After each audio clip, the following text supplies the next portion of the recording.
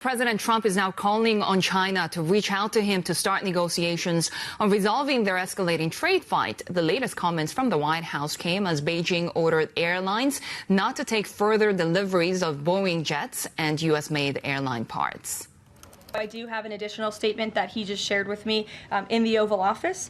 The ball is in China's court.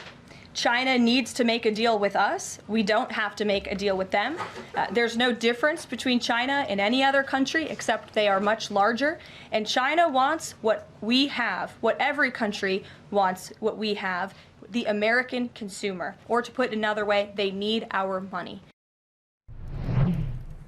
For more, let's bring in Washington, D.C. reporter Kate Sullivan. Kate, we have seen Beijing really stand firm and be pretty defiant when it comes to these trade negotiations that, of course, have not even started at high levels. So what can we expect President Trump to do while all of this is happening, given that, of course, his consumers in the U.S. are expected to take a hit if these tariffs actually lead to higher prices? That's right. And, we're not seeing any end in sight at the moment for this escalating trade war. As you saw in that clip, Caroline Leavitt, the White House keeps saying China needs to make a deal with us. We don't have to make a deal with them.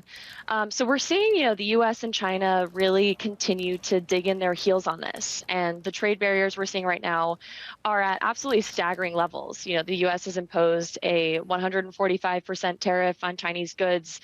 China has imposed a 125% tariff on all U.S. goods. It will be interesting to see how Trump responds to the collateral damage that we saw today, which is what you mentioned, China ordering its airlines not to take further deliveries of Boeing jets.